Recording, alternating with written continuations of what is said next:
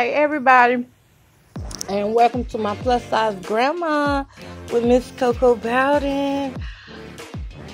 Y'all, I'm just sitting here having some oatmeal for lunch. I haven't really decided what I want to cook today, but I'm pretty sure it'll be something good. Not sure what I want to do. I gotta hit the grocery store up for one thing. But yeah, I haven't been on in a minute. And I just came on to see how everyone's doing and to let you know how I'm doing. Of course, I'm doing good. I'm doing better than I was 2 weeks ago when I had the anxiety attack at the restaurant. And see, I can look back on things like that and just laugh, though. And I actually put the video up on my plus size grandma. So if y'all want to, you can go and watch a portion of it. I just put a portion of it up there on my plus size grandma reality show podcast fan page on Facebook. I should upload the whole thing.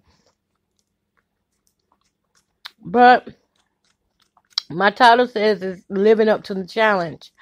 And the challenge to me is life every day, being able to live every day in a positive way. The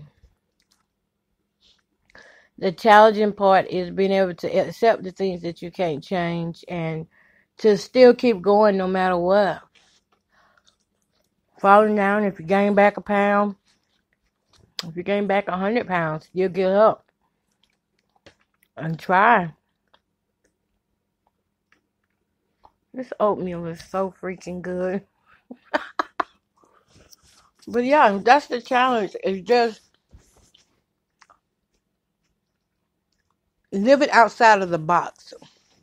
See, I've been boxed in for so long that when I finally found something that I really love to do, which was music, and to get people's music out there and stuff. Well, I've had a love for music since I was probably a baby. Always had a love for music, so that was my thing that really got me out of my box is when I came into the music industry. Because I I didn't have anything to do, didn't have nothing on my mind, just was going through a lot. I was so busy basically living somebody else's life that I wasn't living my own life. I was trying to incorporate what I wanted people to be. I was trying to do that. I was trying to make people little mini-me instead of, accepting people for who they were. And in return, I didn't get anything I wanted like that.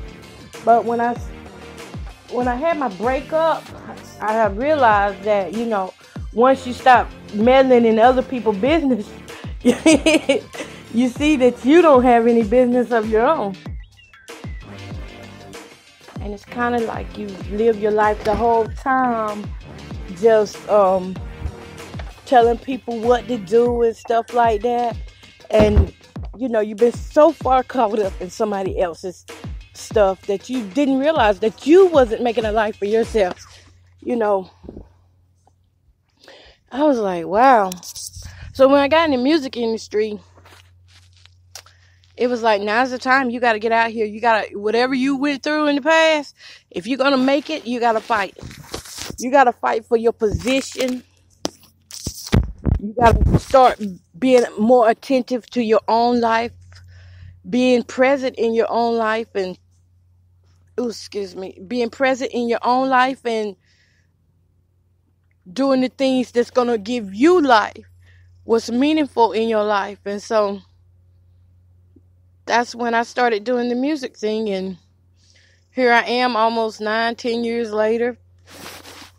And I'm still running my radio show, as you can hear. Hello, fans and family. As you can hear, I love to call my fans family, though. Honestly, I do. Because I feel like we're all God's children. So we're family. We're sisters and brothers. All right. But what I'm saying is that you can get to a place in life where you have spent so much of your life just trying to help everybody else, live theirs till you don't live your own. And when you transition from having no friends and you find yourself in isolation, and it's a scary place. Isolation is a scary place. because you don't know if you'll ever get friends again. You don't know why you are isolated, but you're just in a state of isolation. It's so many things that can run through your mind. And this is the time where it either breaks you or makes you. This is the time where either you study and get yourself up out of it, or you just lay there and become depressed. So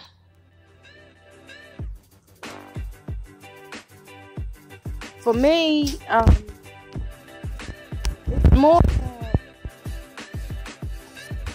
about life. Life itself, seeing life in a different way that I've never seen it before, which is through my own life. For myself, I stopped trying to be everything to everybody and want them to do things my way, and I had to become open-minded.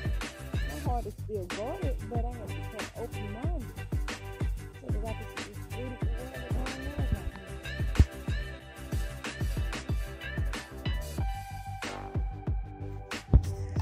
me. And one of the great things that I'm learning about myself is that even though I do have anxiety, is that I'm learning how to control it and manage it. And, I'm getting through.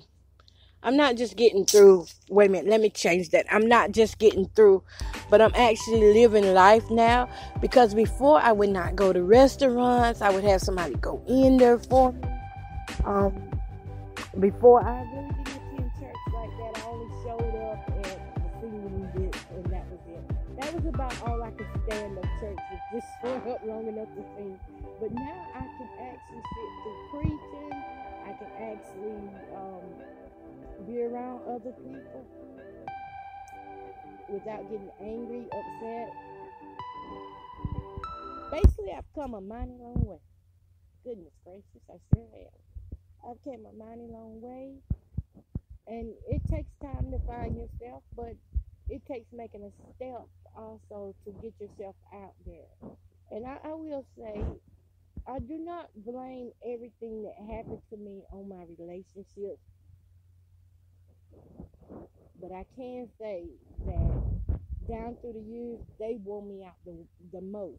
It was the most. Everything didn't happen just in the relationships, but the relationships were the heaviest part, where it just wore me out mentally and physically. I got where I went from having mental issues about it, getting upset, excessive crying and all that, to being just flat out angry and feeling my heart racing and muscle aches and stuff. You'll be surprised how much better you feel when you get rid of toxic people in your life. I mean, just being honest, when you get rid of toxic people in your life, it just opens your eyes up and you're like, dang, I hate I didn't do this sooner. What was I holding on to? What was I afraid of? And the thing is, you're scared of being alone. And you get afraid that you can't accomplish the things that you really want to do without somebody by your side. And that was the biggest part for me, getting over the fact that I was alone and that I was single. And that now I had to make my own friends. And it's even a feeling with friends. You hate to start over, but you just get to a point where you just do it. If you really want life and life more abundantly, you just do it. You don't question God. You just ask Him to help you endure and give you the strength, knowledge, and wisdom to get through it. And that He will do. He will help you to get through it. I'm a witness.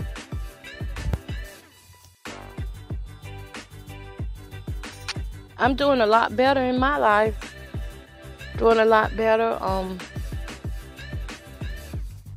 Today I'm actually going to plan out. I got some studying to do for my class, Kiva class. I went from being attentive and present in other people's lives to being present in my life. And now that's how I'm able to do radio, speaking engagements, I guess you could say I don't want to call myself a life coach or anything like that. I'm just an encourager. That's point blank. I'm an encourager. That's how I want to put it, is that I love to encourage people. I love to tell my story, my testimony. I love to show people the real side of life so they don't get caught up on these other reality shows that only show you the glamour parts, or maybe the parts where they want to fuss and call each other names. What about the part of life whenever you can find a solution without having to, lose character? That's more who I am. So that's what I'm working on today, is my Kiva class, and definitely getting to the grocery store today. I gotta have some food up in here. I have a little bit, but it's not what I want. And, just being myself. Just being my little old self. I'm no longer afraid of the fat shaming from guys. And I have gotten where I actually turn guys down. Hey, let me tell you about that. I've actually got where I will speak up for myself and let guys know, well, I'm not interested at this time. Or, whatever I'm going through at that moment, I let them know that I don't want to waste your time. So if I'm not feeling you like that, um, let's just be friends, or something like that. And usually when I say the friend word, I never hear from them again, and it don't even bother me, because at least I know I didn't waste my time, right? Because if somebody really wants you, they're going to continue to pursue you. So the friend word is now like my favorite thing to say.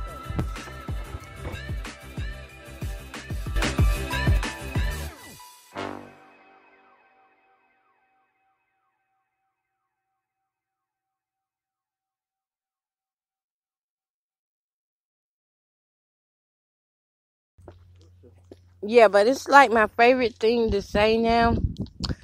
And it helps me out a whole lot. It helps me out a whole lot to say that, hey, I'm not looking for any relationships right now. And I'm not. I'm not looking for a relationship right now. I'm not looking to be somebody's hookup or something like that. I'm really looking to grow myself. So, hey, it is what it is. I just take it one day at a time. Someday God will put somebody in my path that really understands me. And I want to just let people know that, just because a person has some mental issues doesn't mean that we're not capable of loving people, because we are. I have anxiety. I got anxiety because I was loving the wrong people. Loving the wrong man. It never occurred to me that while I was trying to stand up to him and be a bigger, make myself look big in front of people, that I was hurting myself deeply emotionally. Yes, I could fight. I one of the toughest fighters out here, but it never occurred to me that I was hurting myself physically. After all that's said and done, after all that hype and stuff is gone, you got your body, and you done messed up your body over what? A bag of chips? You done messed up your body over him on the phone texting. You done messed up your body because you didn't like what he said to you or something, or he looked at somebody else. Really? I feel stupid. I feel stupid to a certain degree even now when I think about that. All the silly things that we physically fought over. And now the end result is anxiety. Now you just fix yourself up to be on guard at all time. And that's basically what anxiety is when you're obsessing guarding yourself. You are obsessing, overthinking everything, and you are obsessing. That's what anxiety is.